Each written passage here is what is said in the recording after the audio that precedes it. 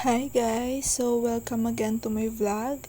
So, yanda excited ako magluto because may ara ako imaw kag parehas pa kami sang naubra.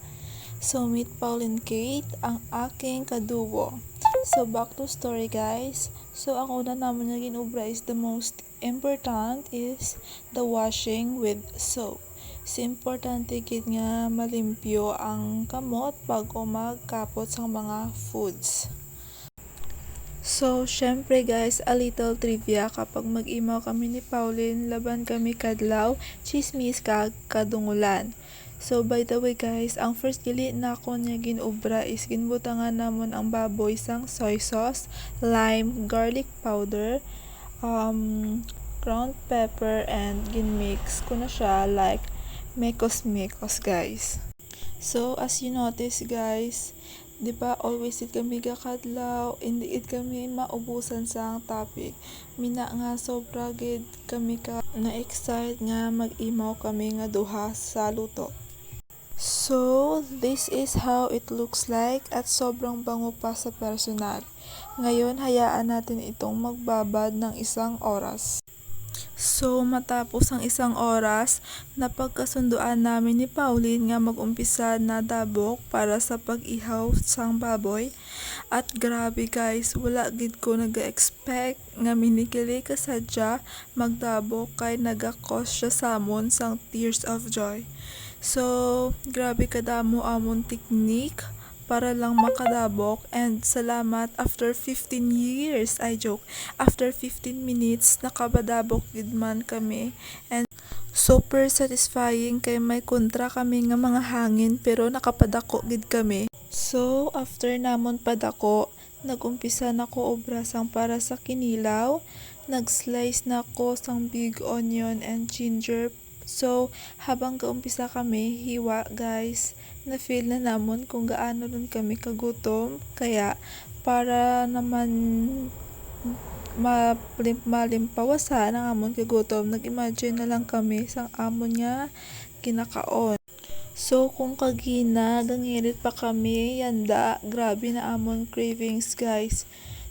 So, back in reality, nag-slice ako liwat sang kalamansi nga 2 pieces, and also cucumber, salt and sugar, and also pepper, and then gin-combine ko lang sila guys. And parang gin-mix-mix ka, gin-set aside dahil magwi-wait tayong maluto ang ating pork grilled. So, habang gahiwa po, napag-istoryahan naman man ni Pauline kung ano magiging lasa sini kay wala sang fresh tuna. So, hala namon mabalaan lang ini namon if natilawan na, and based man sa amon nga observation kag pagluto, and also nga baboy man ang lakot, so therefore delicious gid ang magiging outcome sang amon nga niluto. So, tungod sa madugay gid ang paghiwa, nakita nyo nga gaalalabot na ang amon nga mga boardmate, and nagapamangkot sila kung ano amon ginaluto.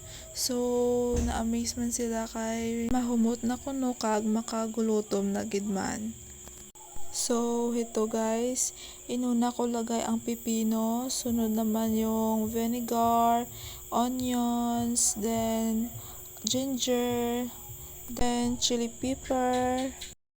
Sunod naman po is yung kalamansi, and then sugar and salt, and last is ground pepper. Sunod ko naman ang ginawa is hinalo-halo at isinet aside ko na po yun. At magwi-wait tayong maluto ang ating pork grilled. So now, balik kita kay ma-start na kita sang ihaw. So, ang experience lang namon guys sa pag-ihaw is triple pagali kaysa sa pagdabok, because as you notice, palangga gidya kami sang aso guys, pero hala gani namon, strong independent person kami guys, kaya ginakadlaw na lang namon. And now guys, I am proud to say nga natapos na gid man amon ihaw kag gin-slice ko na into like this size. at pwede na siyang imekos-mekos sa ating isinet aside kanina. At syempre, kapag okay na at lasap na lasap, the most satisfying moment, the favorite moment of all madlang people, it's kainan na. At talaga namang halata sa amon kung gaano kami kasadya kag kagutom. Pero overall guys, super worth it kag super sarap talagang, lalo na ang combination sang tanan nga ingredients.